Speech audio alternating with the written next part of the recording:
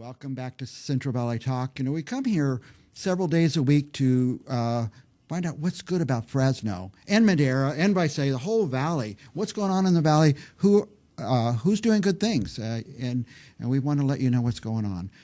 To that end, we have a special guest today, Wilma Hashimoto, who's with an organization called Casa, which is, see if I get it right, Court-Appointed Special Advocate. That's absolutely correct. And you're advocating to the courts, but for who? For foster youth. Okay. So one day they are just children. Mm-hmm. And in the middle of the night, they can easily become foster children. Because of abuse and neglect.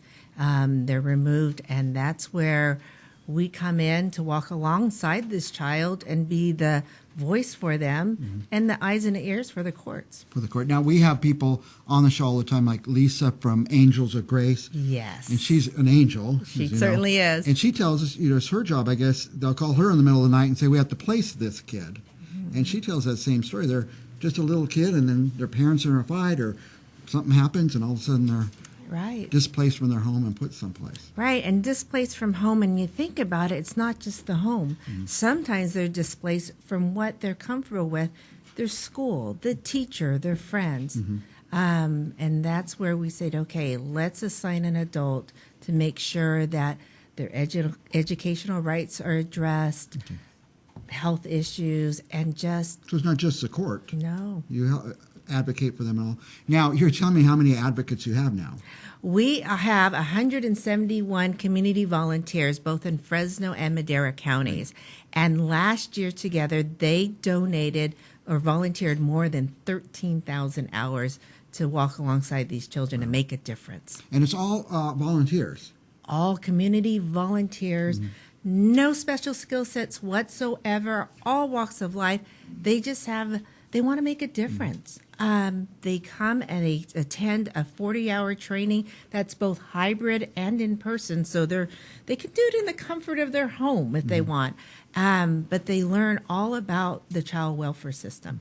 Now, I was just thinking about this the other day when I was thinking about CASA, but you're dealing with children. They have special protections, privacy protections. Yes. Are you guys able or trained to overcome that, or how does that work? Confidentiality is so important for these children. When they're sworn in by the courts, the dependency court, the judge, they will swear them in as an arm of the courts, and then they sign a confidentiality. So that's how they're able to be in the privacy of Absolutely. Sworn by the court. Mm-hmm. Officers of the court? Officers of the court, arms of the court, yes. Now, so what would be some of the things you do? You show up for the court hearings, of course.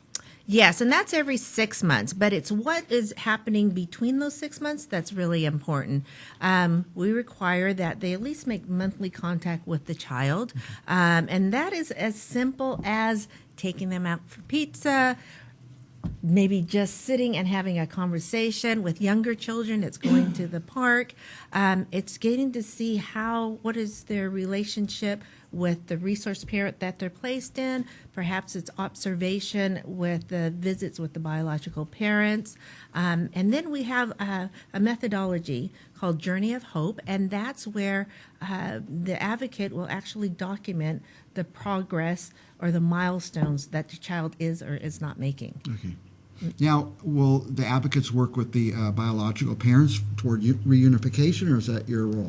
They are involved in that, absolutely. Okay. Yes. And so people have to be watching out there saying, I can do this. Yes. There's people who are looking for a hobby or a community service or maybe a like foster grandparent kind of group. This could be the thing for them. Absolutely. And it's not that many hours. It may sound like, wow, that sounds like a huge commitment.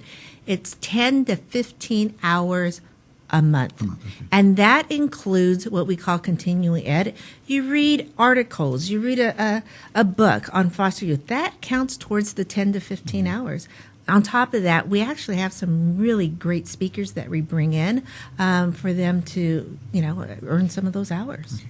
Now, I know there's a CASA, you're Fresno, Madera County. Yes. I know there's a CASA, Tulare County. They come in quite a bit and talk on our show also. But is this statewide, nationwide? It is national, over 1,000 CASA, or they call it a GAL in national, across the country. Okay.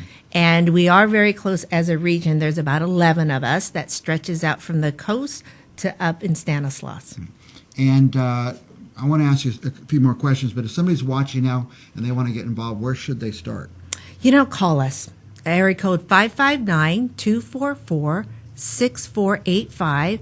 Or you can Google Casa, Fresno, Madera counties. Our website will come up, and we will be more than happy to get you started on the road so that you will start making a difference in a child's life. We often quote the story of the Sea Star, where you could make that difference in that one child's life. Yeah.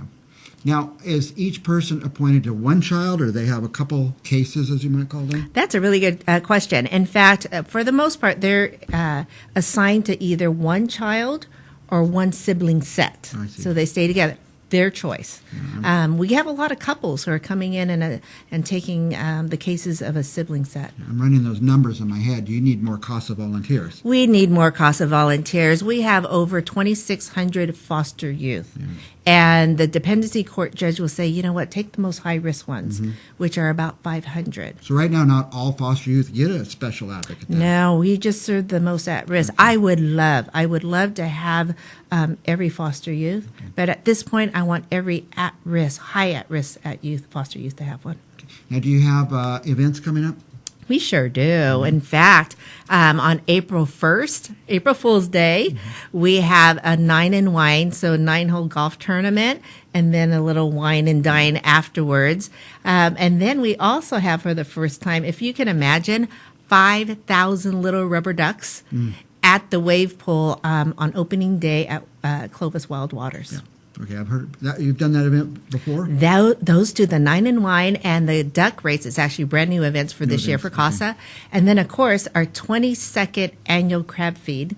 It's coming up on Friday, September 11th. September 11th. Yes, that's a sellout event. Okay. Now, and I guess you're having these events because you need to raise money.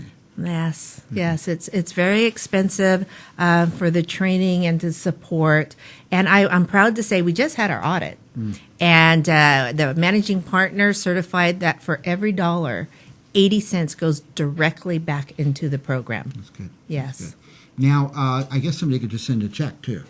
That would be ideal. If you're watching, that would help us. have to do a duck race or drink wine. I might go to the wine. I'm definitely going to the crab feed on September 11th. Wonderful. But you could donate. You could help. You could get involved. You could be an advocate. Yes, $30 will actually help us to pay for 1 hour's time with a child. Very good. Anything else you want our viewers to know? Just that we really have a great need right now for advocates, community volunteers. Again, no special skill set, just the love to make a difference. And we have an upcoming class coming up on February 18th. Information sessions are every Saturday. So come for an information session, learn about CASA, and then sign up to be in our class. Okay, it's CASA, court-appointed special advocates for children, for foster children. Yes. Just go Google CASA Fresno. Madera.com, CasaFresno.com. You'll find them. If you can't find them, call me and I'll give you Wilma's direct number. Yes, absolutely.